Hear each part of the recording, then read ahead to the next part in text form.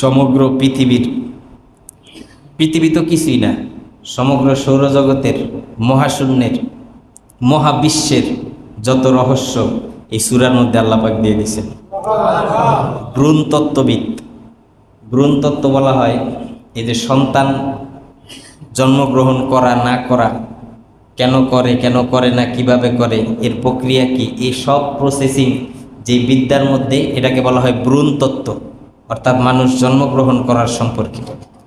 এই ভ্রূণতত্ত্ব সম্পর্কে এমন এক মেসেজ এই সূরার মধ্যে আছে, যেই মেসেজটা আজকে ১৫০০ বছর পরে বিজ্ঞানীরা গবেষণা করার পরে তার আশ্চর্য হয়ে গেছে।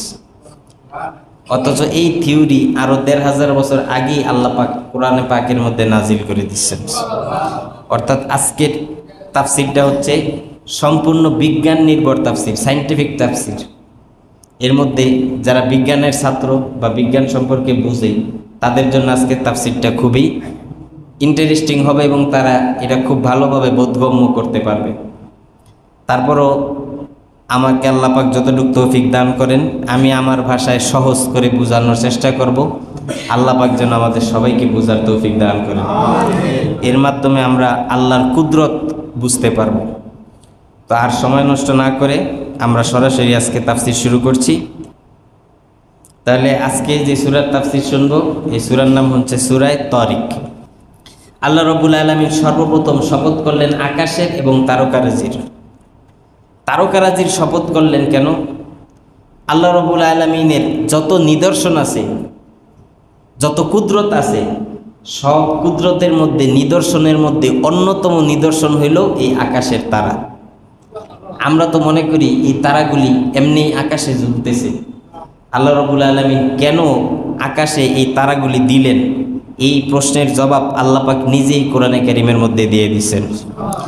আল্লাহ রাব্বুল আলামিন বলেন, ইন্না যায়্যানাস সামাআদ দুনিয়া বিমাসাবিহা ওয়া জাআলনাহা রুজুমান লিশ-শায়াতিন। আল্লাহ রাব্বুল আলামিন বলেন, ইন্না যায়্যানাস সামা, নিশ্চয় আমি আসমানকে সাজিয়েছি, ডেকোরেশন করেছি, বিমাসাবিহা, আমার কুদরতি কিছু লাইট, কিছু বাল্বের মাধ্যমে। আমি আল্লাহ রাব্বুল আলামিন আসমানকে খুঁটিবিহীন সৃষ্টি করে এই আসমান যেন অন্ধকারে না থেকে যায়, আসমানটা যেন দেখতে সুন্দর লাগে, এই জন্য আকাশের মধ্যে ওই তারাগুলি হচ্ছে আমার কুদরতি লাইট। ওই কুদরতি লাইটের মাধ্যমে আকাশের সৌন্দর্য বাড়ানোর জন্য আমি ডেকোরেশন করেছি। তারা হইল আকাশের কি ডেকোরেশন, সাজসজ্জা, পরিবেশ তৈরি করার একটি বিশাল মাধ্যম।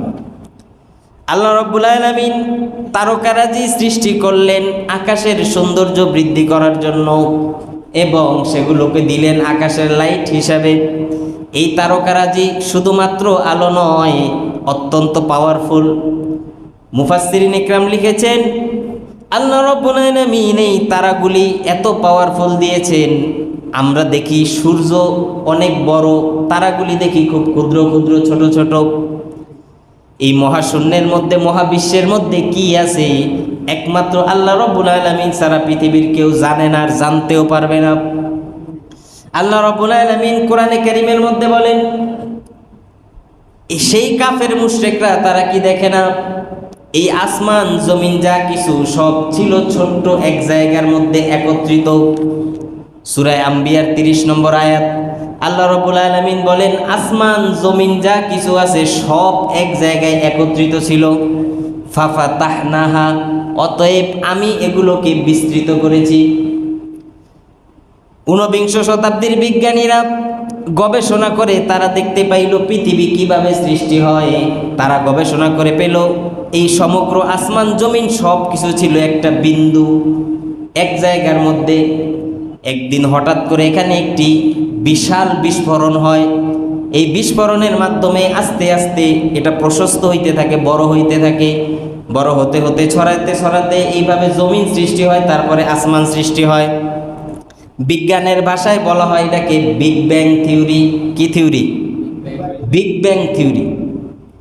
এই বিগ ব্যাং থিওরির মাধ্যমে পুরো বিশ্বের মধ্যে পরিচিত ছিলেন স্টিফেন হকিং, কিছুদিন আগে মারা গেছে। তিনি পদার্থবিজ্ঞানী ছিলেন।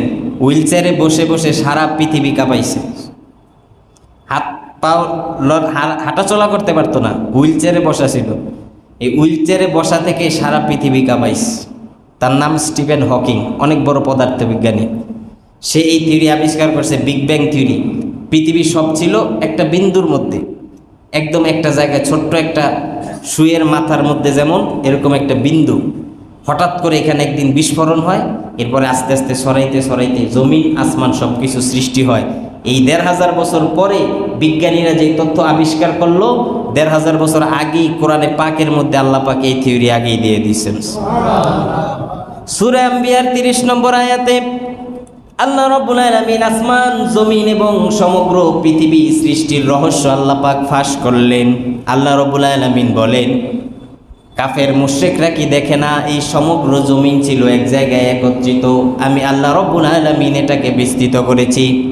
মুফাসসিরিন ইকরাম লিখেছেন, পৃথিবীর শুরু থেকে নিয়ে এই পর্যন্ত আল্লাহ পাক যে তার এই মহাবিশ্বটাকে বিস্তৃত করতেছেন, শুধুমাত্র একবারে বিস্তৃত করে প্রশস্ত করে থেমে নাই, প্রত্যেক দিন নির্ধারিত পরিমাণ মহাশূন্য এখনো বড় হইতেছে। মহাবিশ্বটা এখনো প্রতিদিন একটু একটু করে কি হইতেছে, বড় হইতেছে। আকাশের মধ্যে যেই বিভিন্ন গ্রহ উপগ্রহ আছে, বিজ্ঞানীরা গবেষণা করে দেখতেছে প্রত্যেক দিনই এই গ্রহ উপগ্রহ একটা আরেকটার মধ্যে দূরত্ব, ডিস্টেন্স বাড়তেছে। অর্থাৎ প্রতিনিয়তই একটা আরেকটার থেকে কই যাইতেছে, দূরে যাইতেছে। তার মানে মহাবিশ্বটা বড় হইতেছে। মহাবিশ্ব বোঝেন, এই দুনিয়া কিন্তু মহাবিশ্বের মধ্যে কিচ্ছু না। পৃথিবীর মধ্যে কয়টা দেশ, এটা নিয়ে মত পার্থক্য আছে। কেউ বলে 195টা, কেউ বলে 228টা, কেউ বলে 256টা, কেউ বলে 219টা। এই যে পুরা পৃথিবীটা আছে না, 219টা দেশ বা 195টা দেশ, এটা একটা মাত্র গ্রহ। এরকম গ্রহ উপগ্রহ বহু কিছু মহাবিশ্বের মধ্যে আছে। কি কি আছে এবার আপনাদেরকে বুঝাই, ভালো করে খেয়াল করেন মনোযোগ দিয়ে। সায়েন্সের কথা তো মনোযোগ না দিলে বুঝবেন না। আমরা যেখানে বাস করি এটা একটা গ্রহ, এই গ্রহটার নাম কি? পৃথিবী। এই গ্রহটার নাম কি? পৃথিবী। এখানে আমরা বাস করি। আমাদের মাথার উপরে একটা সূর্য দেখতে পাই আমরা। এই সূর্যটা হচ্ছে আমাদের পৃথিবীর বাইরে, পৃথিবীর থেকে দূরে। কতটুকু দূরে? 9,30,00,000 মাইল দূরে। সূর্যটা পৃথিবীর থেকে কতটুকু দূর? 9,30,00,000 মাইল দূরে। এই সূর্যটা হচ্ছে আমরা যে পৃথিবীতে বসবাস করি, এই পৃথিবীর চাইতে 13 লক্ষ গুণ বড়।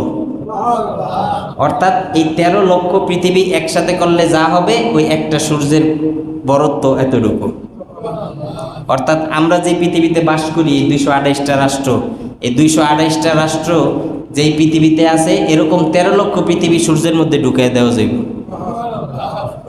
9,30,00,000 মাইল দূরে হইল সূর্য, এরপর ওইটার এত বড় দেখা যায়। আর আকাশের তারাগুলি কত দূরে হইলে আকাশের তারাগুলির এত ছোট ছোট দেখা যায়? কাছে কোনটা? সূর্য। কাছে কোনটা? এই যে আকাশের মধ্যে আপনি তারা দেখতেছেন, সূর্য দেখতেছেন, বিজ্ঞানীরা গবেষণা করে বের করলো, এই যে আকাশে ছোট ছোট তারা দেখা যায়, যে সূর্যটা পৃথিবীর চাইতে 13 লক্ষ গুণ বড়, এরকম লক্ষ লক্ষ কোটি কোটি সূর্য ওই আকাশের একটা তারার মধ্যে ঢুকায় রাখা যাবে। ওই তারাগুলি সূর্যের চাইতে লক্ষ লক্ষ কোটি কোটি গুণ বড়। আসমানের মধ্যে এমন অনেক তারা আছে, বিলিয়ন বিলিয়ন তারা, যেগুলি গুণেও কখনো শেষ করা যায় না। এরপরে আকাশের মধ্যে এমন আরেক অনেক আল্লাহ পাকের সৌরজগৎ আছে। কোনোটার নাম দেওয়া হয়েছে ইউরেনাস, কোনোটা নেপচুন, কোনোটা Pluto, milky way, black hole. এই যে লক্ষ লক্ষ কোটি কোটি সূর্য যেই তারা গিলে ফেললো, এই রকম আবার লক্ষ লক্ষ কোটি কোটি তারা একটা গ্রহের মধ্যে গিয়ে হারিয়ে যায়, তার নাম হচ্ছে ব্ল্যাক হোল। তার নাম কি? Black hole. এই ব্ল্যাক হোলের মধ্যে যেই তারাগুলি লক্ষ লক্ষ কোটি কোটি সূর্য খাইল, ওই লক্ষ লক্ষ কোটি কোটি সূর্য খাওয়া লক্ষ লক্ষ কোটি কোটি তারা আবার একটা ব্ল্যাক হোলের মধ্যে গিয়ে নিঃশেষ হয়ে যায়। এই ব্ল্যাক হোলগুলি আবার একটা জায়গার মধ্যে এসে নিঃশেষ হয়ে যায়, তার নাম গ্যালাকটিক গ্রুপ। এই গ্যালাকটিক গ্রুপের মধ্যে এসে ব্ল্যাক হোলগুলি নিঃশেষ হয়ে যায়। বিজ্ঞানীরা এখানে ক্ষান্ত হন নাই, তারা বলেছেন এই যে গ্যালাকটিক গ্রুপ, এরকম crore crore lakh lakh million billion galactic group একটা জায়গায় নিঃশ্বাস হয়ে যায়, তার নাম সুপার ক্লাস্টার। কত জায়গায় এবার চিন্তা করেন মহাবিশ্বের মধ্যে, সেই হিসাব করলে পৃথিবী কদ্দূর। সুয়ের আগা যেমন না এরকমও না, সুয়ের আগাটাও পৃথিবীর চাইতে বড়। হিসাব করেন না কত বড়। পৃথিবীর চাইতে 13 লক্ষ গুণ বড় সূর্য, সূর্যের চাইতে আরো লক্ষ লক্ষ গুণ বড় তারা, এই লক্ষ লক্ষ তারার চাইতে আরো লক্ষ লক্ষ গুণ বড় হইল ব্ল্যাক হোল, ব্ল্যাক হোলের চাইতে আরো লক্ষ লক্ষ গুণ বড় হইল গ্যালাকটিক গ্রুপ, এর চাইতে আরো লক্ষ লক্ষ গুণ বড় হইল সুপার ক্লাস্টার। এরকম কত crore crore billion super cluster এই মহাবিশ্বের মধ্যে আছে, এর একমাত্র আল্লাহ পাক ছাড়া আর কেউ ভালো জানে না।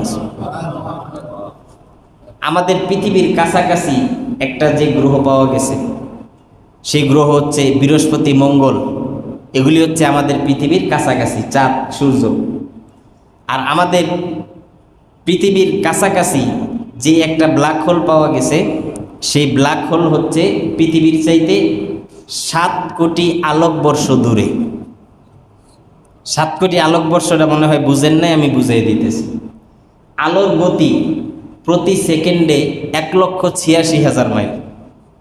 একটা আলো 1 সেকেন্ডে কতটুক যাইতে পারে? 1,86,000 মাইল। কতক্ষণ? 1 সেকেন্ডে। এটা যদি 1 মিনিট যায় তাহলে কত দূর যাইতে পারে? এটা যদি 1 ঘন্টা যায় তাহলে কতটুক যাইতে পারে? এটা যদি 1 সপ্তাহ যায় তাহলে কতটুক যাইতে পারে? এটা যদি 1 মাস যায় তাহলে কতটুক যাইতে পারে? ওইটা যদি 1 বছর যায় কতটুক যাইতে পারে? এই 1 বছরে যতটুক যায় এটারে বলা হয় 1 আলোকবর্ষ। বুঝতে পারলেন হিসাবটা? 1 সেকেন্ডে যদি 1,86,000 মাইল হয় তাহলে 1 আলোকবর্ষে কতটুক? কোনো ক্যালকুলেটারে ধরব বলে আমার মনে হয় না। এরকম 700 কোটি আলোকবর্ষ দূরে পৃথিবীর চাইতে। জোরে কোন সুবহানাল্লাহ। আল্লাহ পাক, এগুলি সব হচ্ছে মহাশূন্যের আল্লাহ পাকের কুদরত। বিজ্ঞান যত আধুনিক হচ্ছে, আল্লাহর কুদরত মানুষের সামনে আরো বেশি প্রকাশ হইতেছে।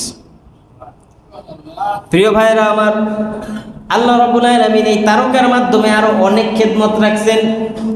ছোটবেলায় আমরা বিজ্ঞান বইয়ের মধ্যে পড়েছি, আকাশের মধ্যে আল্লাহ পাক কিছু তারা তৈরি করেছেন, যেগুলাকে বলা হয় ধ্রুব তারা।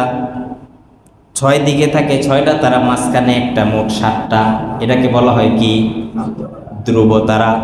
কোনো মানুষ যখন দুনিয়াতে ক্যাবলামুখী হইতে চায়, পশ্চিম দিক খোঁজার জন্য যায়, এমন একটা অচেনা জায়গায় গেল যেখানে সে পশ্চিম দিকে খুঁজে পাইতেছে না, ক্যাবলা কোন দিকে যাবে, উত্তর কোনটা, দক্ষিণ কোনটা, পূর্ব কোনটা, পশ্চিম কোনটা বোঝে না।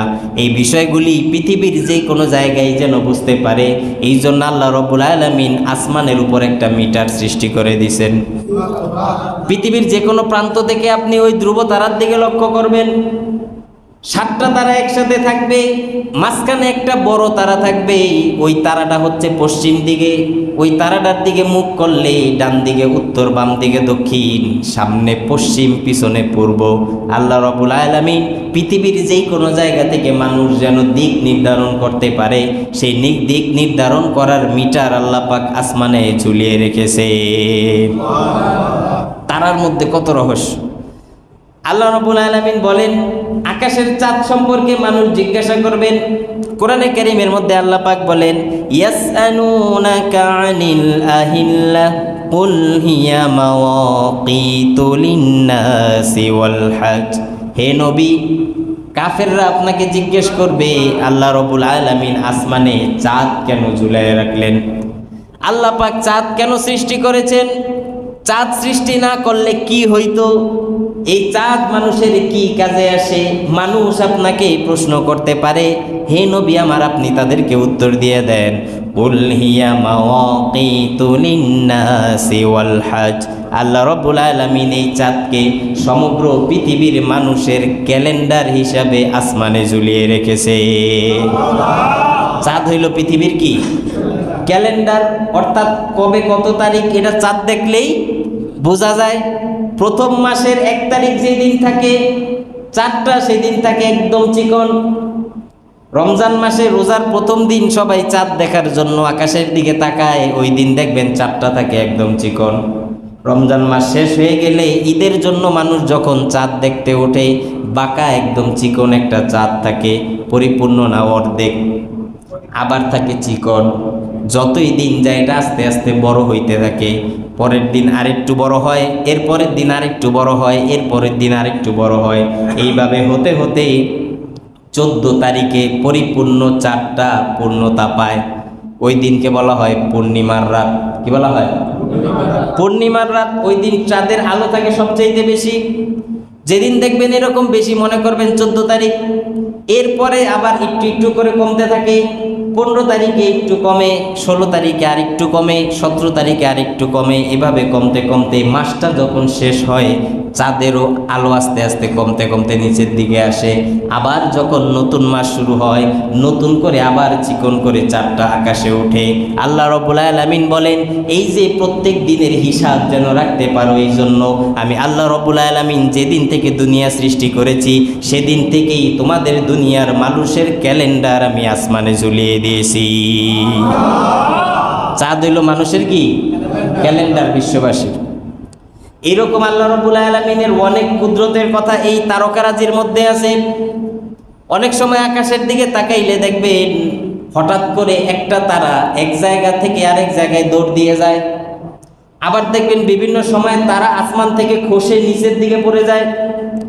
এই আকাশের তারাগুলো কেন এক জায়গা থেকে আরেক জায়গায় পরিবর্তন হয়, আবার তারাগুলোকে কেন আসমান থেকে জমিনের মধ্যে নিচে পড়ে, আল্লাহ রাব্বুল আলামিন ১৫০০ বছর আগে বিজ্ঞানীর ওই গবেষণার আগেই আল্লাহ পাক কোরআনে তার উত্তর দিয়ে দিছে। আল্লাহ রাব্বুল আলামিন বলেন, ওয়াজআলনাহা রুজুমান লিশ-শায়াতিন ওয়া আ'তাদনা লাহুম আযাবাস সাঈর। শয়তান প্রথম আসমানের কাছাকাছি গিয়ে কান পাতে।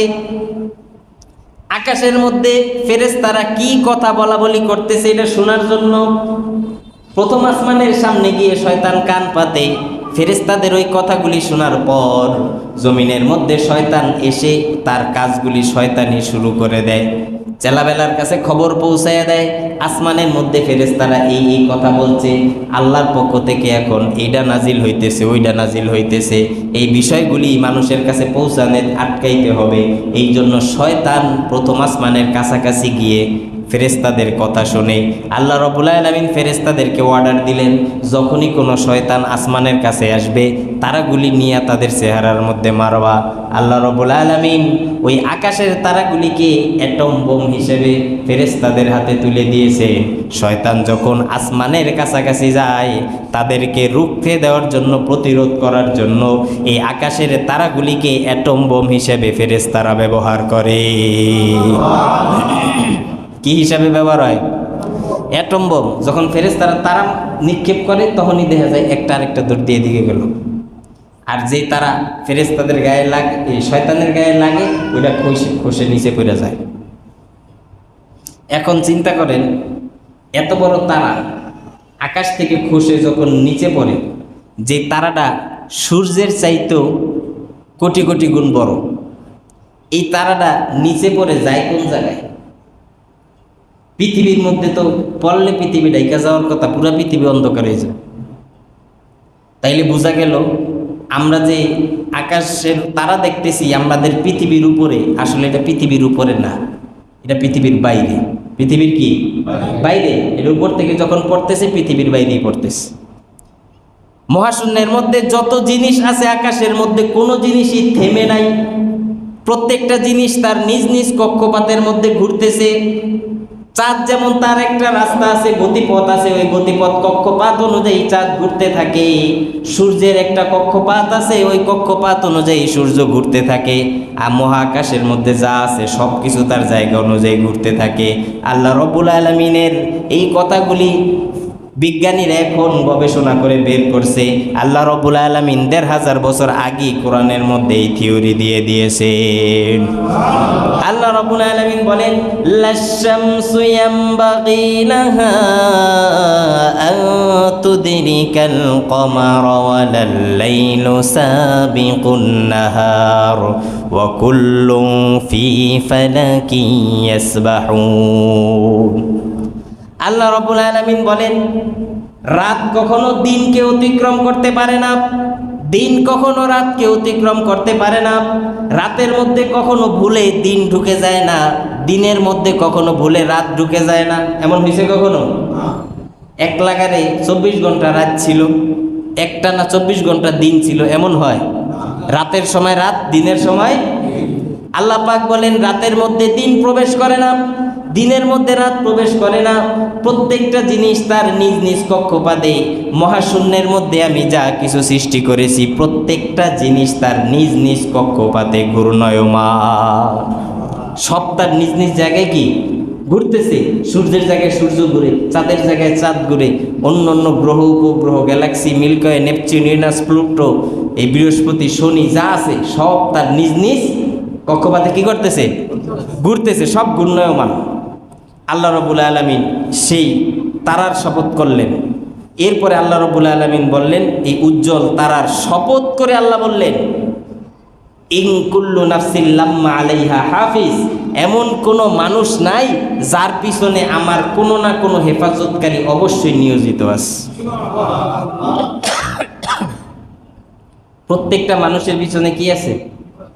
আল্লাহর হেফাজতকারী আছে, রক্ষণাবেক্ষণকারী আছে। সে সর্বদিক থেকে মানুষকে রক্ষণাবেক্ষণ করতেছে।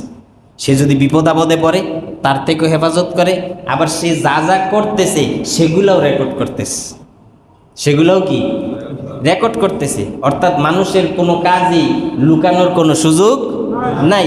প্রকাশ্যে গোপনে একা একা করেন আর সবার সামনে করেন, প্রত্যেকটা জিনিসই আল্লাহ পাকের কাছে রেকর্ড হইতেছে। কোরআনে কারীমের মধ্যে আল্লাহ রাব্বুল আলামিন বলেন, ওয়ামা ইয়ালফিজু মিন কাউলিন ইল্লা লাদাইহি রাকীবুন আতীদ।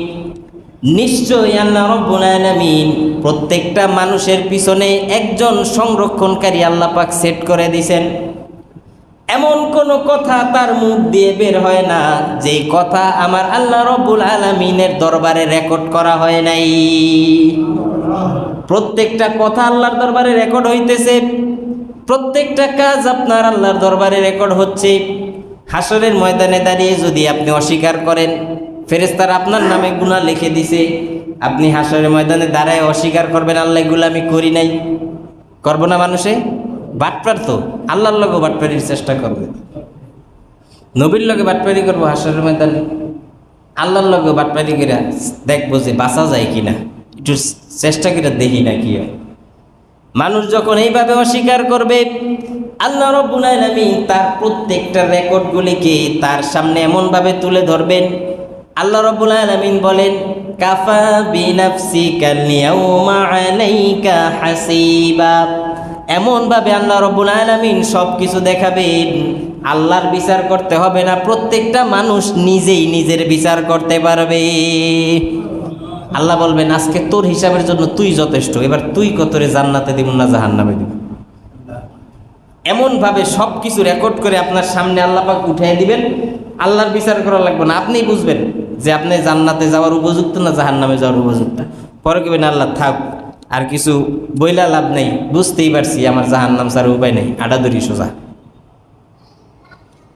এই জন্য আল্লাহ রাব্বুল আলামিন বললেন, ফালইয়ানজুরিল ইনসানু মিম্মা খুলিক। অতএব হে দুনিয়ার মানুষ, তোমরা একটু সৃষ্টি করো, মিম্মা খুলিক, কিভাবে তোমাকে সৃষ্টি করা হয়েছে। জমিনের মধ্যে এত ধম্ব ভরে, এত অহংকার করে, এত বাহাদুরি করে, এত ক্ষমতার দাপট দেখিয়ে তুমি চলো, আমি আল্লাহ রাব্বুল আলামিন মহাশূন্যের মধ্যে কত কিছু সৃষ্টি করে রেখেছি, মহাবিশ্বের মধ্যে কি কি আছে তুমি জানো না? ওই তারার শপথ করে আমাদেরকে স্মরণ করাই দিলেন। প্রিয় ভাইরা আমার লক্ষ্য করেন, আল্লাহ রাব্বুল আলামিন বলেন, মানুষ তুমি যতই বাহাদুরি করো, তোমার সৃষ্টি কিভাবে হয়েছে এটাকে তুমি ভুলে যেও না। এমন সামান্য এক নাপাক পানির মাধ্যমে তোমার জন্ম হয়েছে, যেই নাপাক পানির কথা ভরা মজলিসে মানুষের সামনে বলা যায় না। যে নাপাক পানির উচ্চারণ বাবা তার সন্তানের সামনে করতে পারে না, মা তার মেয়ের সামনে করতে পারে না। দুনিয়াতে যেই কোনো জিনিস তার একটা মূল্য আছে, কিন্তু মানুষ যেই নাপাক পানির সৃষ্টি, দুনিয়ার কোনো বাজারে 2 পয়সার তার দাম নাই। আছে? গন্ধ, নোংরা, খারাপ জিনিস।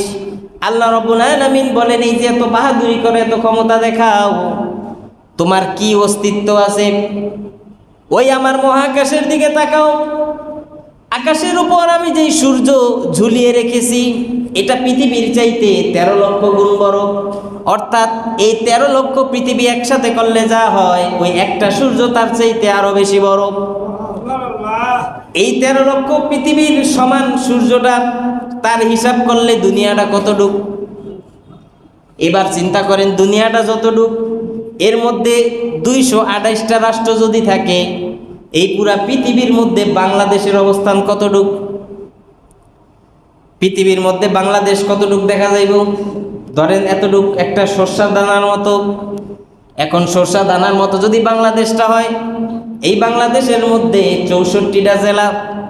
এই 64টা জেলার মধ্যে নারায়ণগঞ্জের অস্তিত্ব কতটুক?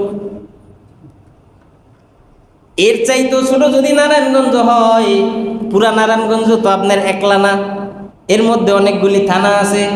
আপনি যে থানায় থাকেন, ওই থানার অস্তিত্ব কতটুক? পুরা থানার মালিক তো আপনি একা নয়, এই থানার মধ্যে অনেকগুলি ইউনিয়ন আছে, ওয়ার্ড আছে। আপনি যে ওয়ার্ডে থাকেন, ওই ওয়ার্ডের অস্তিত্বটা কতটুক?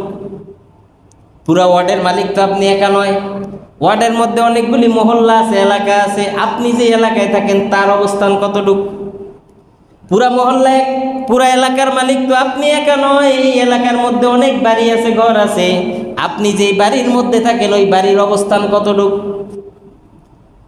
সম্পূর্ণ বাড়িটা তো আপনার একা নয়, এই বাড়ির মধ্যে অনেক ঘর আছে, অনেক বাসস্থান আছে। আপনি যেই ঘরের মধ্যে থাকেন, ওই ঘরের অবস্থানটা তাইলে কতটুক? এতটুক জায়গার মধ্যে থাইকা আপনি মনে করতেছেন দুনিয়াতে আমার চাইতে বড় বাহাদুর আর কে আছে? চিন্তা করেন এবার নিজের অস্তিত্ব। পৃথিবী, সূর্যের তুলনায় পৃথিবীর তুলনায় 228টা রাষ্ট্র, 28টা রাষ্ট্রের তুলনায় একটা রাষ্ট্র, একটা রাষ্ট্রের তুলনায় 64টা জেলা, এর তুলনায় একটা জেলা, এর তুলনায় এক থানা, এরপরে আছে ওয়ার্ড, এরপরে মহল্লা, এরপরে বাড়ি, এরপরে গড়। এতটুকের মধ্যে থাকতে আপনি মনে করেন আমার চাইতে বড় বাহাদুর কে আছে? আল্লাহ পাক বলতেছেন, এই জন্য তোরে মনে করাই দিলাম তোর অস্তিত্ব কতটুক। অতএব এই অস্তিত্ব নিয়ে এত দাপট, এত বাহাদুরি দেখাই। আল্লাহ রাব্বুল আলামিন বলেন, শুধু এখানেই শেষ নয়, এবার তুমি সৃষ্টি করো। আমি আল্লাহ রাব্বুল আলামিন কিভাবে তোমারে সৃষ্টি করলাম? সামান্য এক ফোঁটা নাপাক পানি, যার নামও তুমি মানুষের সামনে উচ্চারণ করতে পারো না। আল্লাহ রাব্বুল আলামিন বলেন, আমার কুদরত, আমার দয়া যদি তোমার উপরে না হইতো, ওই সামান্য নাপাক পানির মধ্যেই আমি তোমারে মেরে ফেলতে পারতাম। বিজ্ঞানীরা, ভ্রূণতত্ত্ববিদরা গবেষণা করে দেখছে যে এক ফোঁটা সবই দ্রুত বেগে নির্গত পানি, যেটা স্পিডে দ্রুত বের হয়, সেই পানি থেকে আল্লাহ রাব্বুল আলামিন যে সৃষ্টি করলেন, ওই এক ফোঁটা পানির মধ্যে লক্ষ লক্ষ কোটি কোটি শুক্রকীট থাকে। কত? লক্ষ লক্ষ শুক্রকীট। পুরুষের স্পাম যেটাকে বলা হয় শুক্রকীট, নারীদের অবাম যেটাকে বলা হয় ডিম্বাণু। এই লক্ষ লক্ষ ডিম্বাণু এবং লক্ষ লক্ষ শুক্রকীটের মধ্য থেকে আমি ছিলাম একটা শুক্রকীট। এই লক্ষ লক্ষ শুক্রকীটের মধ্যে সবার আগে যে মায়ের গর্ভে পৌঁছাইতে পেরেছে, সেই সফল হয়েছে, বাকি সব মারা গেছে। ওই লক্ষ লক্ষ শুক্রকীটের সাথে প্রতিযোগিতা করে আমি ফার্স্ট হয়েছিলাম, এই জন্য আমি দুনিয়াতে আছি। আর আমার সাথে বাকি যে লক্ষ লক্ষ ছিল, এগুলা সব মারা গেছে, সব নিঃশেষ হয়ে গেছে। সব জীবিত থাকলে এক একজনের ঘরে তো এক লগে 2-4 লাখ বাচ্চা হয়ে যেত। কথা বুঝেন নাই? আল্লাহ রাখছে কয়টা? একটা। ছিল কতগুলি? লক্ষ লক্ষ। সেখান থেকে আল্লাহ পাক একটা রাখছে, ওই একটাই আপনি, ওই একটাই আমি। আল্লাহ রাব্বুল আলামিন বলেন, সেই দিন যদি আমার কুদরত তোমার হেফাজত না করত, ওই নাপাক পানির মধ্যেই তুমি নিস্তেজ হয়ে যাইতা, কারো কোনো খবরই থাকতো না। যে লক্ষ লক্ষ শুক্রকীট ওই নাপাক পানির মধ্যে মারা গেছে, এগুলোর নাম কেউ জানে? কথা বোঝেন নাই? এদের কোনো নাম আছে? কোনো পরিচয় আছে? এদের কোনো খবর আছে? আল্লাহ রাব্বুল আলামিন বলেন, ওইখানে যদি আমি তোমারেও ধ্বংস করে দিতাম, তোমার কোনো নামও থাকতো না, পরিচয়ও থাকতো না, কিচ্ছুই থাকতো না। আল্লাহ রাব্বুল আলামিন বলেন, সেখান থেকে আমি তোমাকে অস্তিত্বের মধ্যে আনলাম, তোমার একটা নাম দিলাম, একটা পরিচয় দিলাম, তোমার একটা সম্মান দিলাম, মর্যাদা দিলাম। এত কিছু পাওয়ার পর দুনিয়াতে আসে, সর্বপ্রথম তুমি আমার সাথেই বেঈমানিটা করলা। শুধু এখানেই শেষ নয়, ওই ছোট্ট শুক্রকীট যেটা মায়ের গর্ভের মধ্যে যায়, দিনে আস্তে আস্তে অল্প অল্প করে সেটা যখন বড় হইতে থাকে, আল্লাহ রাব্বুল আলামিন শারীরিক অবকাঠামো, স্ট্রাকচার তৈরি করে মায়ের গর্ভের মধ্যে সুরক্ষিতভাবে আল্লাহ পাক হেফাজত করে রাখেন। প্রিয় ভাইয়েরা, লক্ষ্য করেন, মানুষ যেই জায়গার মধ্যে মায়ের গর্ভে থাকে, এর চতুর্পাশে কিন্তু কোনো ভালো জিনিস নাই। মানুষের শরীরের ডাস্টবিন বলা যায় এটারে। কি বলা যায়? আশেপাশে যা আছে সব কি ভালো না খারাপ? পায়খানা, রক্ত, পেশাব, সব খারাপ জিনিসগুলি আশেপাশে। আল্লাহ রাব্বুল আলামিন বলেন, সেখান থেকে যখন তুমি দুনিয়াতে আসো, কোনো কিছুর চিহ্নই কিন্তু তোমার শরীরে থাকে না। এই ব্যাকটেরিয়ার মধ্যে, এই নাপাক পানির মধ্যে থেকে মারা যাওয়ার কথা, অসুস্থ হয়ে যাওয়ার কথা, রোগ জীবাণু চতুর্দিক থেকে তারে ঘিরে রাখছে। আল্লাহ রাব্বুল আলামিন বলেন, এই যে চতুর্দিকে তোমার রোগ জীবাণু আর ব্যাকটেরিয়া আছে, ওই মায়ের গর্ভের মধ্যে যদি আমি আল্লাহ হেফাজত না করতাম, ওই রোগ জীবাণু আর ব্যাকটেরিয়ার কারণে মায়ের গর্ভেই মারা যাইতাম। আমি আল্লাহ রাব্বুল আলামিন তোমার হেফাজত করলাম, সেখানে ওই ডাস্টবিনের মধ্যেও তোমার জন্য আমি একটা সুরক্ষিত জায়গার ব্যবস্থা করে দিলাম। এমন এক সুন্দর জায়গার ব্যবস্থা করলাম, যে জায়গার মধ্যে কোনো রোগ জীবাণু ভাইরাস কোনো কিছু তোমার স্পর্শ করতে পারে নাই। সুস্থ সবল সুন্দর একটা মানুষ দুনিয়াতে আসলা, বাচ্চা যখন হয়েছে নার্সেরা নিয়ে কইতেছে খুব সুন্দর হয়েছে, একবারে ওজন যতটুক থাকার দরকার ততটুক আছে, গায়ের রংটা খুব সুন্দর হয়েছে, নাক, হাত, পাও, কিডনি, ফুসফুস, লাংস সব ঠিক আছে। অথচ বাইরে হয়েছেন কোন জায়গার থেকে? এই জায়গায় কিচ্ছুই ঠিক থাকার কথা নয়। আল্লাহ পাক বলেন, ফি করারিম মাকিন, আমি আল্লাহর নিজের কুদরতি সংরক্ষিত জায়গার মধ্যে তোমার হেফাজত করে রেখেছি। এরপর আল্লাহ রাব্বুল আলামিন সেখানে খাবারেরও ব্যবস্থা করে দিলেন। মানুষের জীবনের প্রথম খাবার হইল নাপাক রক্ত। প্রথম খাবার কি? নাপাক রক্ত। মায়ের এই নাপাক রক্ত নাভির মাধ্যমে আল্লাহ রাব্বুল আলামিন পাস করে দিয়েছেন। এই যে নাভির মাধ্যমে পাস করে দিলেন, আল্লাহ রাব্বুল আলামিন চাইলে ওই নাপাক রক্ত আমার মুখ দিয়েও খাওয়াইতে পারতেন, কিন্তু আল্লাহ পাক মুখ দিয়া না খাওয়াই আমার নাভি দিয়ে আল্লাহ রাব্বুল আলামিন পাস করে দিলেন। আল্লাহ রাব্বুল আলামিন এত শত নাপাক জিনিসের মধ্যেও আমার জবানটাকে আল্লাহ পাক পবিত্র রাখলেন। দুনিয়াতে এসে এই পবিত্র জবানে, এই পবিত্র মুখ দিয়ে যেন আমি আল্লাহকে স্মরণ করতে পারি, আল্লাহর কালাম পড়তে পারি, এই জন্য আল্লাহ রাব্বুল আলামিন ওই জবানটাকে হেফাজত করলেন। আর দুনিয়াতে এই জবান দিয়ে মানুষ কত অন্যায় আর পাপের কথা উচ্চারণ করে, জবানটা আল্লাহ পাক হেফাজত রাখছেন। আর এই জবানটা কত খারাপ কাজে ব্যবহার করে। আল্লাহ রাব্বুল আলামিন বললেন, তুমি তোমার ওই সৃষ্টির কথা তুমি স্মরণ করো, কিভাবে সৃষ্টি করলাম। এখানে একটা মজার ঘটনা আছে।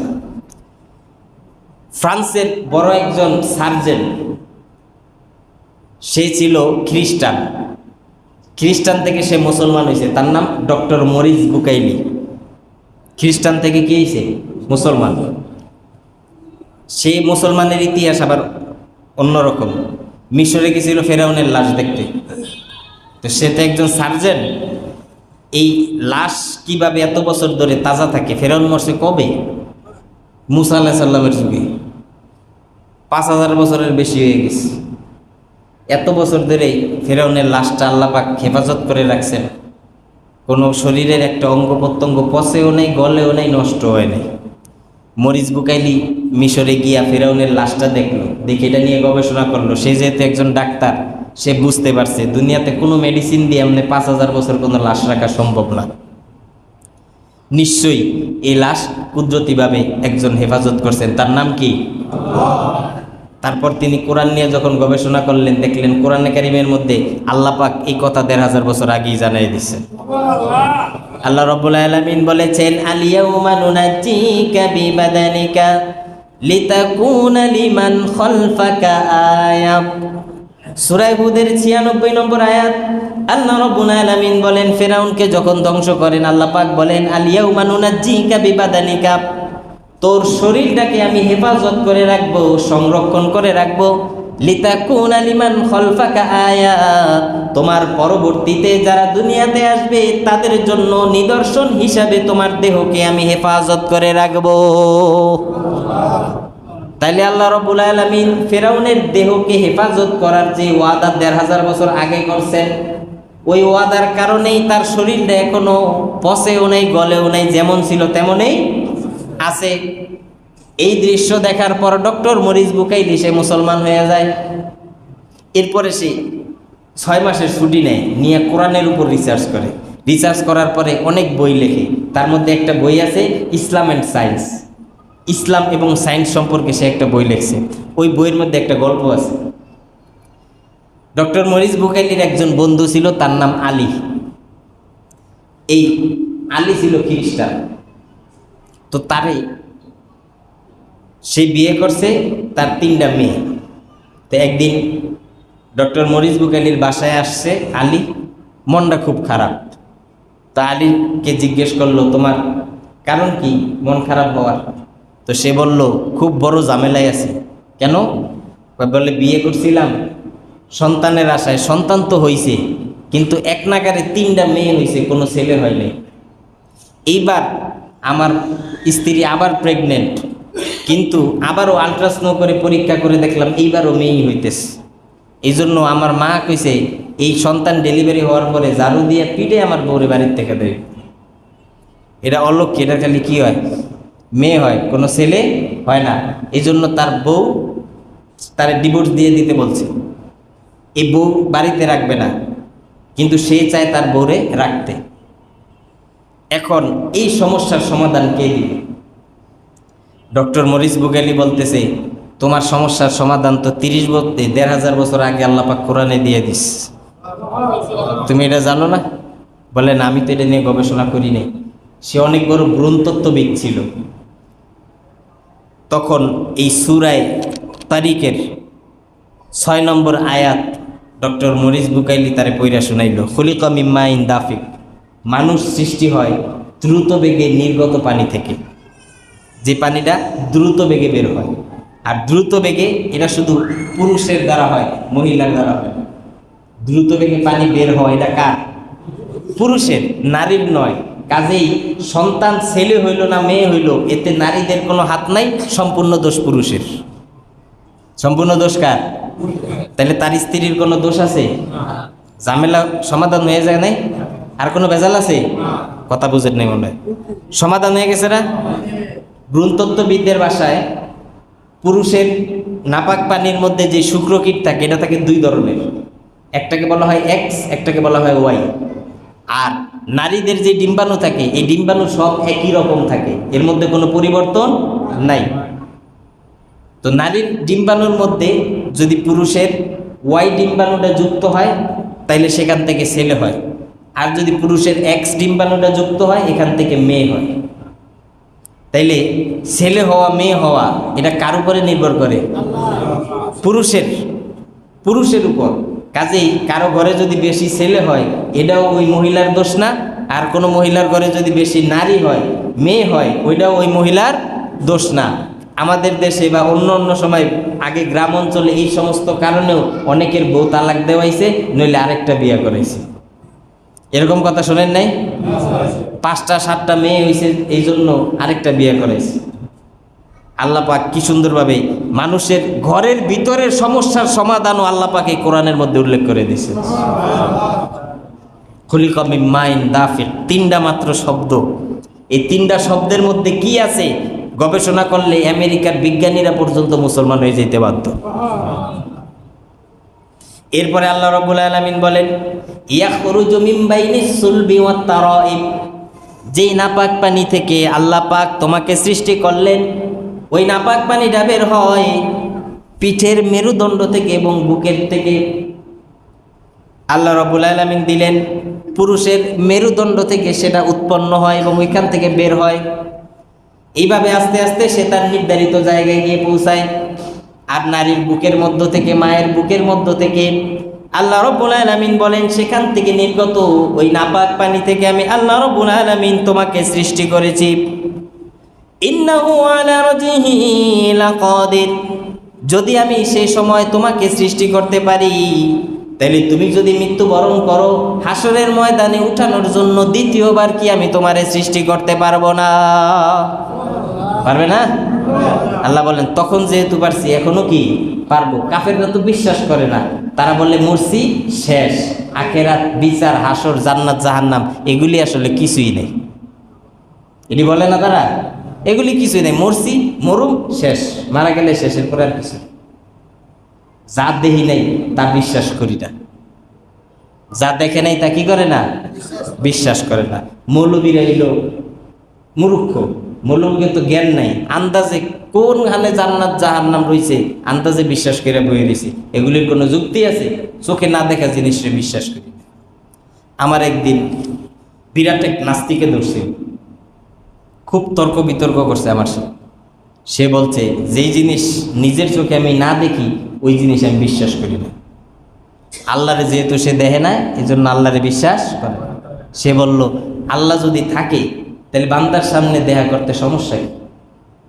তা আমি তারে বোঝানোর চেষ্টা করলাম যে আল্লাহ সামনে আসার দরকার নেই, আল্লাহ এমন এমন জিনিস দুনিয়াতে সৃষ্টি করছেন ওইগুলির দিকে তাকাইলেই আল্লাহরে খুঁজে পাওয়া যায়। কথা বোঝেন নেই? গত সপ্তাহে কইছি না গাছের কথা, ফলের কথা। গাছের নিচের থেকে ফল উৎপন্ন হইতেছে মাটির থেকে। যে গাছটা পুরা গাছটা ধরেন আম দইরা একদম গাছের ডালপালা ঝুইলা রয়েছে, পুরা ফলে ভরপুর, ওই আম গাছের নিচে মাটির তলে গর্ত করলে একটা আমও খুঁজা পাইবেন?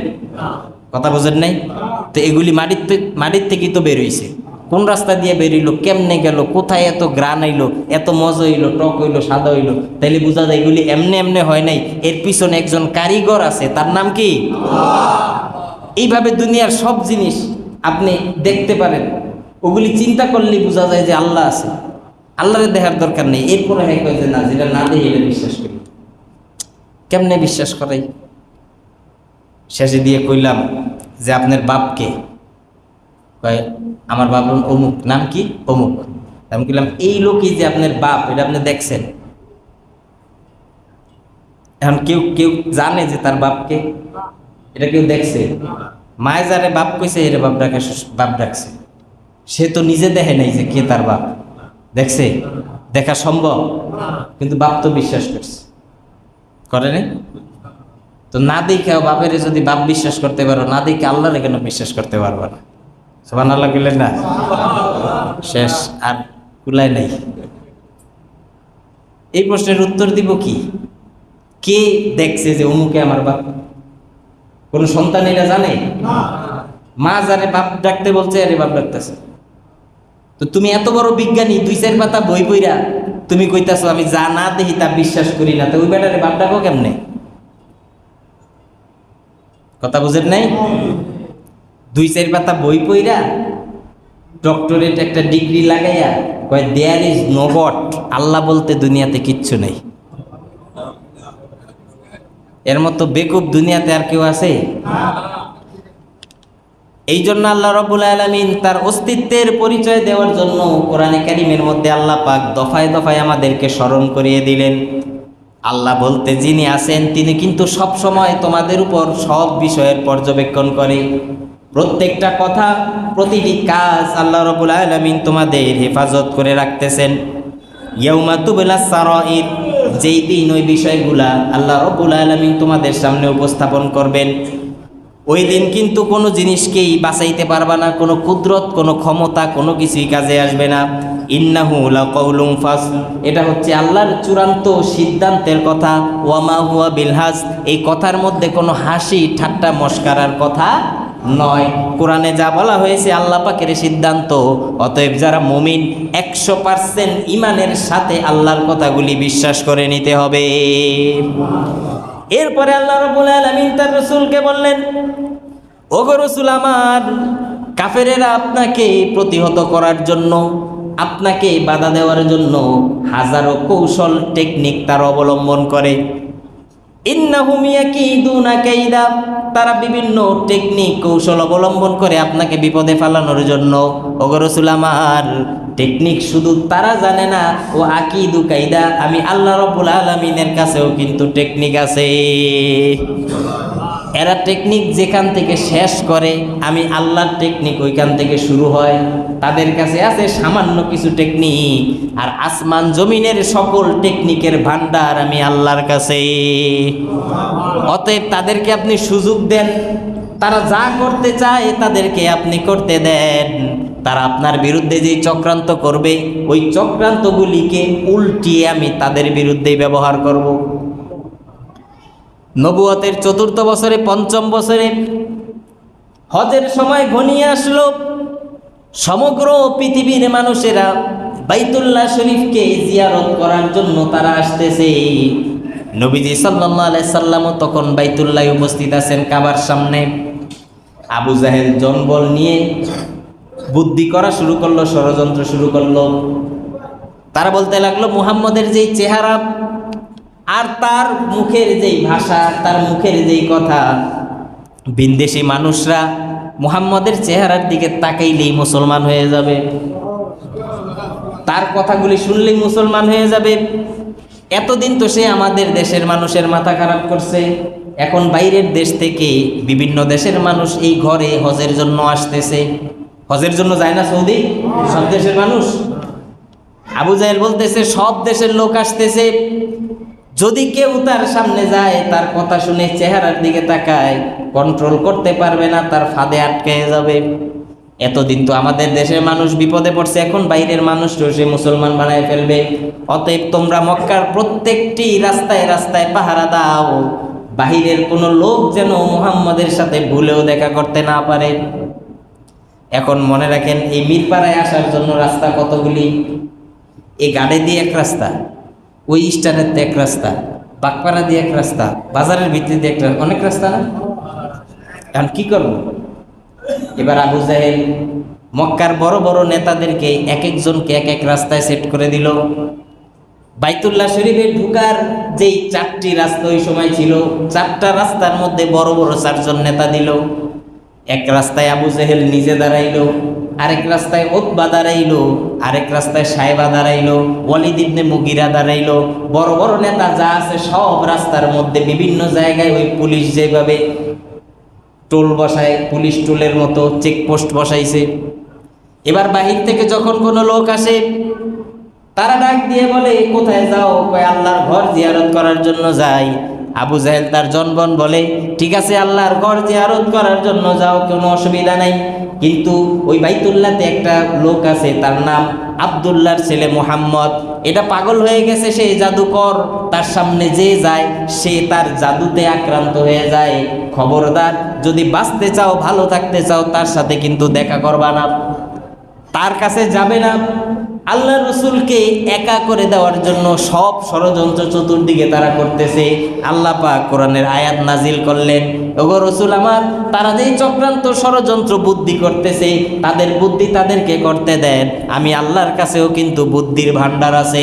তারা যেই বুদ্ধি করবে, চক্রান্ত করবে, ওই আমি আল্লাহ রাব্বুল আলামিন তাদের কৌশলগুলিকে উল্টিয়ে আপনার বিরুদ্ধের কৌশলগুলি আপনার পক্ষে ব্যবহারের ব্যবস্থা করতেছি।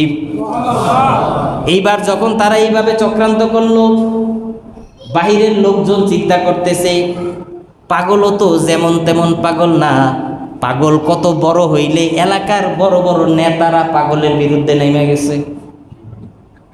কথা বোঝেন নাই?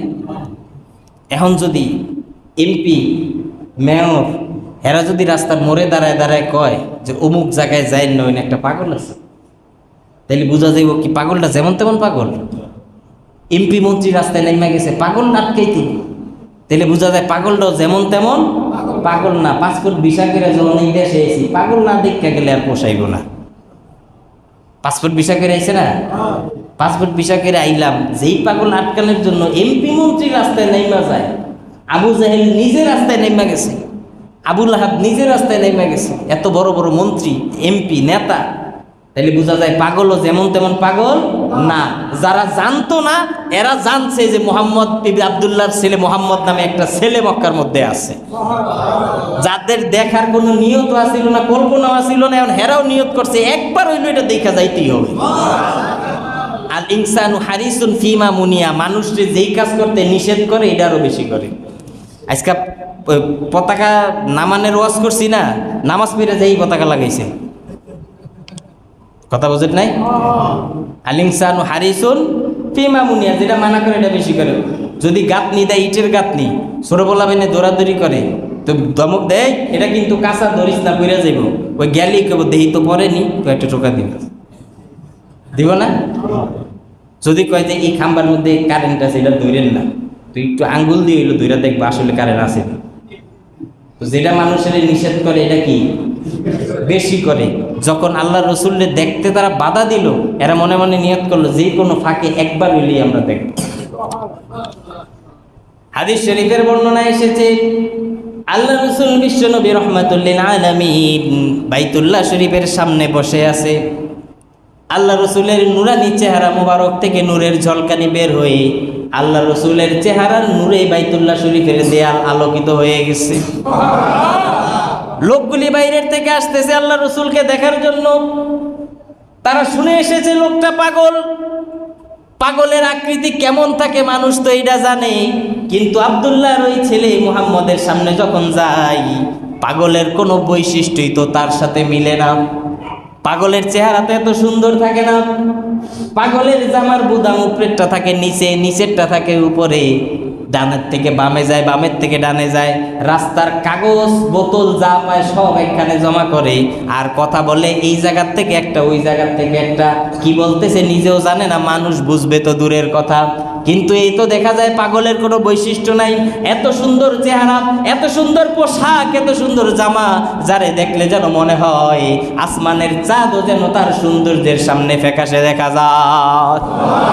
তারা চিন্তা করলো এই পাগল আবার কেমন পাগল, বিড়বিড় বিড়বিড় করে কি কি যেন বলতেছে।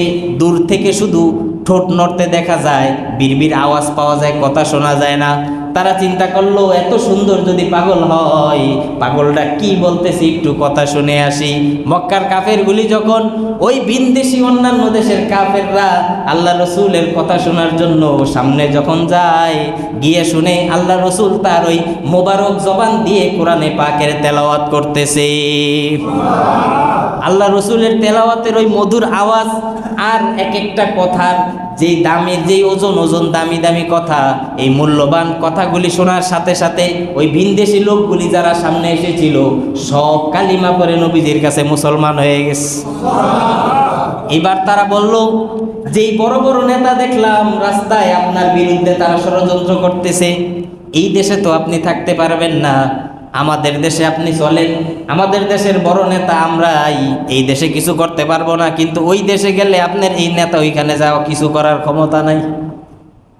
মদিনার সাহাবীরা বলল, আমাদের দেশে চলেন, এই বড় বড় নেতা জালিমরা আপনাকে তারা থাকতে দিবে না, আপনি আমাদের দেশে চলেন। আল্লাহ রসুল বললেন, আল্লাহ পাক যতক্ষণ আমাকে অনুমতি না দেয় আমি যাইতে পারবো না।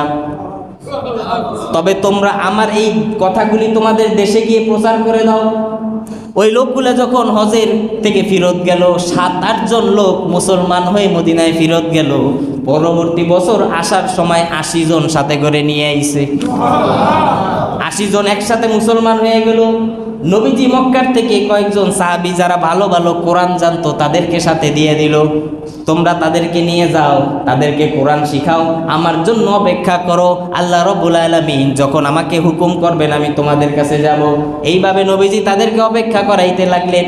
এরপর একদিন যখন আল্লাহ পাক হুকুম দিলেন, আল্লাহ রসুল তাদের সাথে মদিনায় হিজরত করলেন। মদিনায় হিজরত করার পর ইসলামের রূপরেখা পাল্টে গেল। যেই মুহাম্মদুর রাসূলুল্লাহ সমগ্র মক্কার কাফের মুশরিকের অত্যাচার নির্যাতনের শিকার হলো, মদিনায় যাওয়ার পর সেই মুহাম্মদুর রাসূলুল্লাহকে আল্লাহ রাব্বুল আলামিন মদিনার প্রেসিডেন্ট বানায় দিলেন। চক্রান্ত করছিল আটকানের জন্য, ওই চক্রান্ত উল্টায়া নিতে নিতে আল্লাহ পাক প্রেসিডেন্ট পর্যন্ত বানাই দিচ্ছে। এই জন্য আল্লাহ রাব্বুল আলামিন বলেন, হে নবী, যত ষড়যন্ত্র করে করুক, যত চক্রান্ত করে করুক, আপনি কোনো চিন্তা করবেন না, পেরেশান হবেন না, তাদেরকে আপনি ছেড়ে দেন, তারা যা করতে চায় তারা করতে দেন। তাদের বুদ্ধি যেখানে গিয়ে শেষ, আমি আল্লাহ রাব্বুল আলামিনের বুদ্ধি সেখান থেকে শুরু। দেন না দেখি কি করতে পারে। ফামাহিলিল কাফিরিনা আমহিলহুম রুয়াইদা, একটু সুযোগ দেন, আরে সুতা ছাড়েন, নাড়াই তো আমার হাতে, উরুক যতটুকু উঠতে পারে, টান যখন দিবে তখন চলে আসতে হবে। আল্লাহ রাব্বুল আলামিন কাফেরদেরকে ছাড় দিছেন, ছাইরা দেন নাই। আল্লাহ ছাড় দেয়, ছেড়ে দেয় না, একটু সুযোগ দেয়, মাফ করে না, সময় হইলে আবার ঠিকই টান দেয়। এই জন্য জুলুম অত্যাচারের শিকার হইতেছেন, নির্যাতনের শিকার হইতেছেন, ধৈর্য ধরেন। আল্লাহ জালেমরে সুযোগ দিছে, ছাইরা দেয় নাই। আল্লাহর সময় যখন হইব তখন ঠিকই আল্লাহ পাক ধরবেন, এমনভাবে ধরবে ওই সময় আর বাঁচানোর মতো কেউ থাকবে না। আল্লাহ রাব্বুল আলামিন তার রাসূলকে এই কথা বলে সান্ত্বনা দিলেন। তাহলে এই সূরা থেকে আমরা কি শিখলাম? এই সূরা থেকে শিখলাম আমি কি? এই সূরা থেকে শিখলাম আমি কিছুই না। আমি কি না? কিছুই না। আল্লাহর এই অসীম ক্ষমতার সামনে আমার কোনো অস্তিত্ব নাই। অহংকার করার মতো, গর্ব করার মতো, বাহাদুরি করার মতো, দাপট দেখানোর মতো কোনো কিছুই আমার কাছে নাই। আমি এক অস্তিত্বহীন, আমি এক অস্তিত্বহীন, আমি অতি ক্ষুদ্র, অতি নগণ্য, আমি একটা গোলাম। এই নিজের পরিচয়টা যদি আমরা বহন করতে পারি, এতটুকু কথাই মানুষকে হেদায়েতের জন্য যথেষ্ট। আরেকটা বুঝলাম কি, যত বিপদ আসুক, যত মুসিবত আসুক, যত জালেমের জুলুম হোক, আল্লাহর উপরে ভরসা রাখবেন। জালেমের শক্তি যেখানে শেষ, আমার আল্লাহর কুদরত সেখান থেকে শুরু। আল্লাহ পাক এই কথাগুলো বুঝে সে অনুযায়ী আমাদেরকে আমল করার তৌফিক দান করুক, আমিন।